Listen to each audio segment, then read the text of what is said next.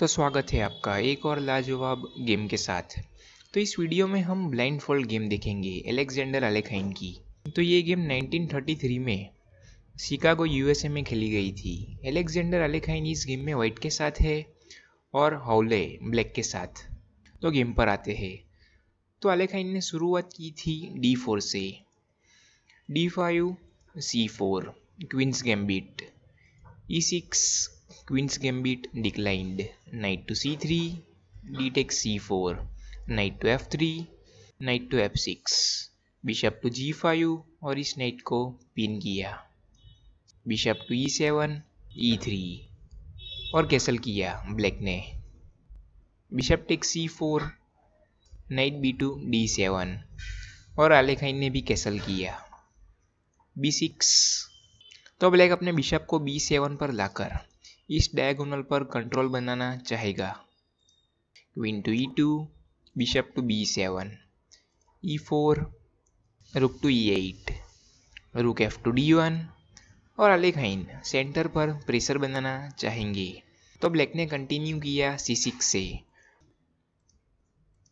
तो अलेखाइन ने पहले d5 ना करके e5 किया और नाइट पर प्रेशर बनाया। तो ब्लैक ने नाइट टू d5 किया और अभी थ्रेट इस बिशप को लेने की है, क्योंकि बिशप पर सिर्फ एक ही सपोर्ट है नाइट का। तो इसीलिए अलेखाइन ने इस नाइट को ना लेकर पहले यहाँ से नाइट टू e4 करके बिशप पर सपोर्ट बनाया। तो ब्लैक ने इस बिशप को एक्सचेंज करवा लिया, बिशप टेक्स बिशप, और अलेखाइन ने इस बिशप को अपने f नाइट से लिया, क्योंकि लगता है कि अलेखाइन अपने इस नाइट को यहाँ पर ला सकते हैं d6 पर, और साथ में पॉन का भी सपोर्ट है और ब्लैक इस नाइट को फिर हिला नहीं पाएगा यहाँ से d6 से। और साथ में नाइट मूव होने के बाद क्वीन का डायगोनल खुल चुका है। तो क्वीन यहाँ पर h5 पर आने के बाद दोनों तरफ प्रेशर बनेगा, h7 और f7 दोनों पर। तो ब्लैक ने पहले ही नाइट टू f8 करके h7 पॉन पर सपोर्ट बनाया। तो अलेखाइन ने क्वीन टू h5 किया और प्रेशर f7 पॉन पर है। और आपको साइड में ये जो बार दिख रहा है वो बार ये दिखा रहा है कि यहाँ सेंटर से वाइट जितना ऊपर जाता है वाइट का बार, तो वाइट यहाँ पर उतना ज़्यादा एडवांटेज में है। और अगर यहाँ पर ब्लैक का बार बीच में से यहाँ पर नीचे की तरफ जाता है तो ब्लैक एडवांटेज में है। और कितने एडवांटेज में है वाइट वो भी दिखा रहा है यहाँ पर, आप देख सकते हैं कि +3.18। तो ब्लैक ने रुक टू e7 करके पॉन पर सपोर्ट बनाया और ये बार बढ़ ही रहा है, आप देख सकते हैं 4.03 पर पहुँच चुका है। लेकिन उतनी टेक्निकलिटीज़ में नहीं जाते हुए गेम पर वापस आते हैं, ये बहुत टेक्निकल हो जाएगा फिर। तो अलेखाइन ने क्या मूव किया होगा वीडियो पॉज करके सोचिए। तो अलेखाइन ने इस नाइट को एक्सचेंज करवा लिया अपने बिशप से।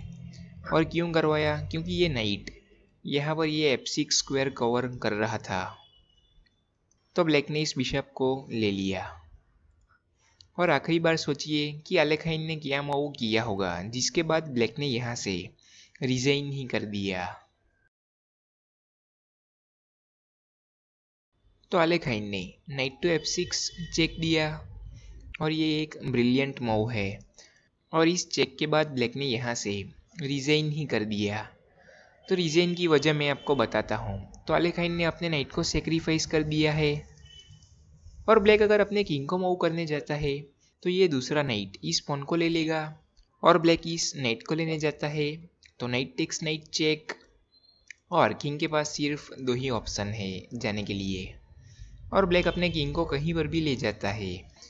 क्वीन टू h7 चेक के बाद ब्लैक को इस नाइट को लेना ही पड़ेगा और क्वीन टू h8 और चेकमेट आ जाता।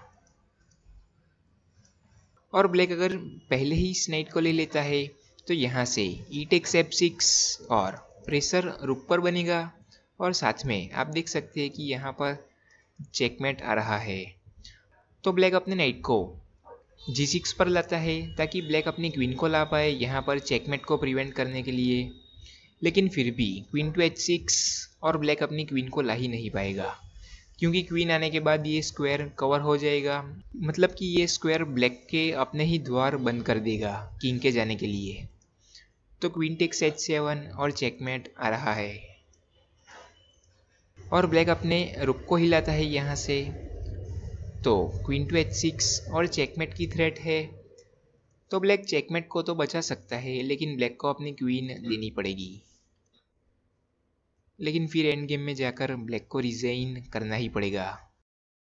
तो इसी वजह से नाइट टेक्स F6 चेक के बाद ब्लैक ने यहाँ से रिजाइन ही कर दिया। और ऐसी ही गेम्स देखते रहने के लिए चैनल पर बने रहिए। और बहुत सारे लोगों ने सब्सक्राइब नहीं किया हुआ है, तो सब्सक्राइब करना बाकी हो तो सब्सक्राइब ज़रूर से कर लीजिए।